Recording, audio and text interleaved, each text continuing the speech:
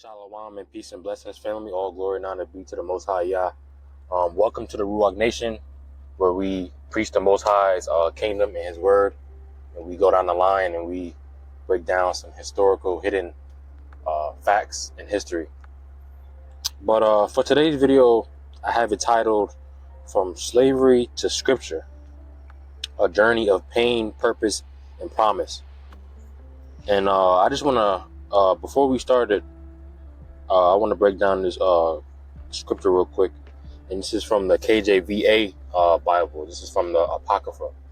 Or in simple terms, it'll be worded as like the lost Bibles in a way.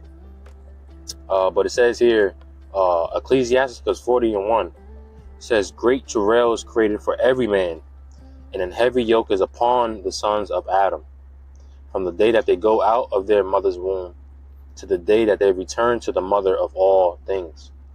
And I would just want to break down this word yoke real quick. And this word yoke means to bind. Like when I was talking about last video, I was talking about how many of us are in prison in these religious fraternities and all these beliefs that we're in. The Most High said, "Do my will." Like it doesn't say in the scriptures, "Believe in my will." He's instructing us to do His will, not just sit around and do nothing. And that word means to be in prison, like I just said, but in a spiritual prison also. In the context of exile, slavery, oppression under false rulers or gods, but religious systems not of Yah, not just physically captivity, but spiritually bound. But let's get to the main context of this video. And I just want to say real quick, so I recently went in ChatGPT, and I just happened to ask, like, because I was looking for the source. I recently did a video on this channel about a year ago, and I couldn't find a source. And so I typed it up in ChatGPT. I asked where the Hebrew did the slaves in the transatlantic slave trade have Hebrew names on the ships, and it literally said the term that slaves had Hebrew names weren't reality. And so I had found the source, and I showed it in the pictures, and it immediately agreed with me, and like literally saying that I was correct when I showed the source. And that's when I say, like, when a lot of people preach about the Most High Yah, and they preach like false things, man, it's like, woe to them, because you're misleading the Most High's people the wrong way. But anyway, so this source is on the Slave Voyages website. You can find it yourself.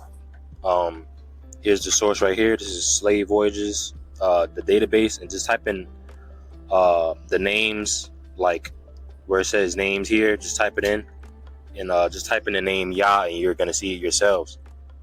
And so this here is the database on which the slaves were named when they got on the ships.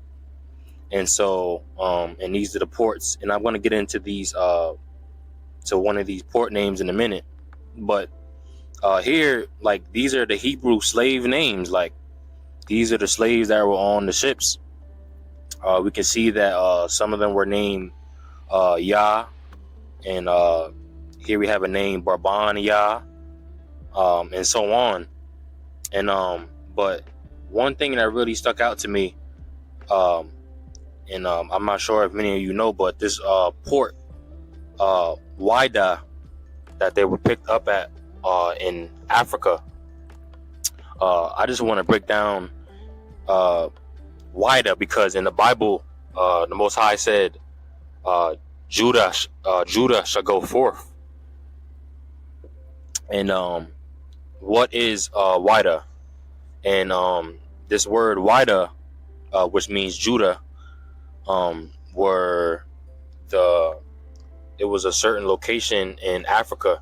And many of us don't know that Africa is one of the most Semitic speaking people on this earth, and they were the first to be the first Semitic speaking people. And the word Semitic literally means black, in a way, in a term. This is from the Negro Question Part 2.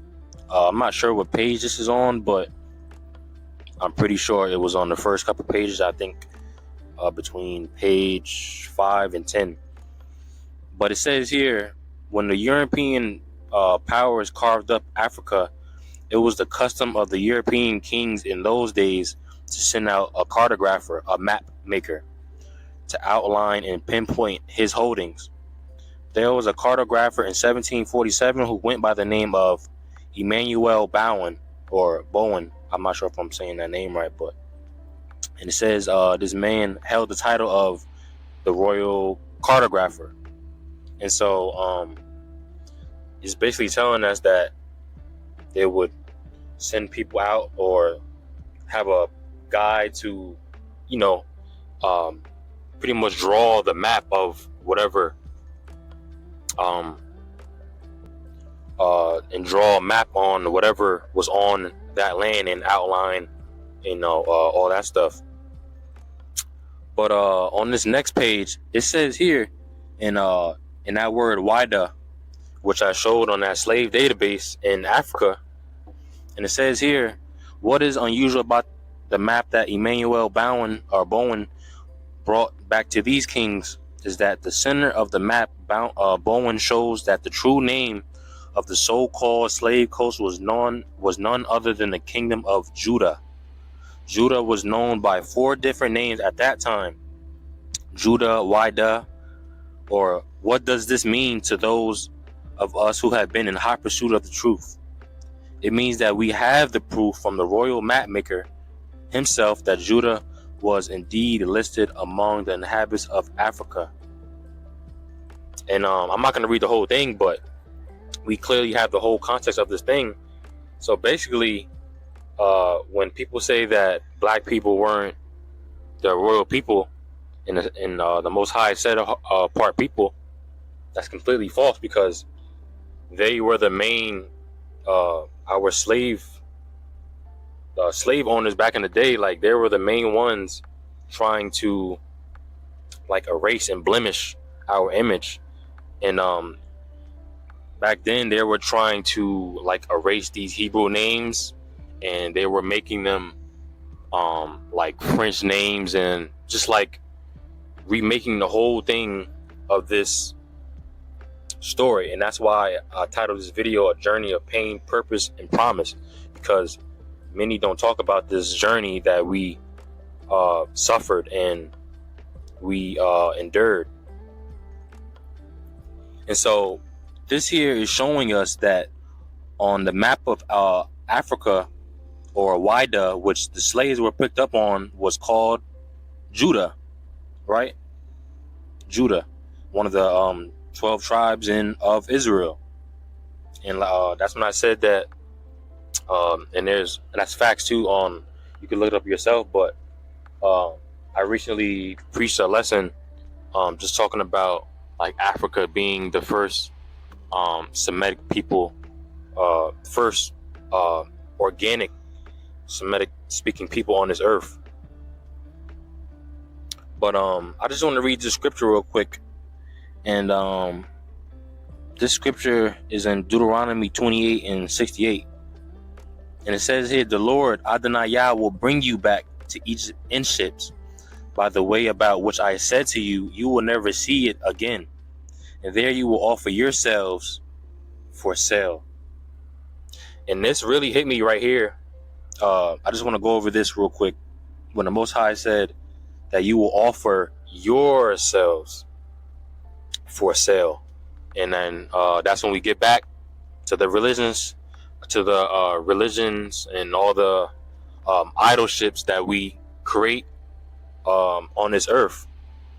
But it says here, and there you offer yourselves for sale to your enemies as male and female slaves, but there will be no one to buy you. But this word buy you means, like the Most High is saying, even though Israel will go into captivity, he's saying that no nation or no slave master or system would ever truly own you or redeem you in the deepest sense.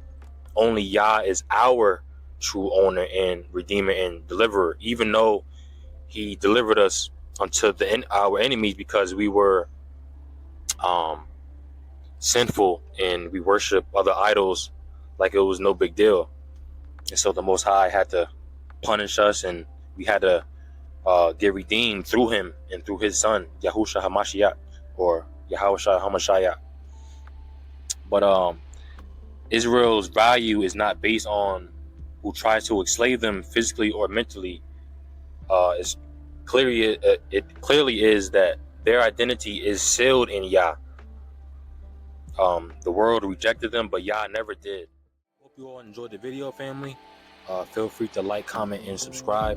We do post every week on Wednesdays and Sundays, and all of our links to our platform are in the description below. Hope you all enjoyed the video. See you next week, family, in the next one. Shalom.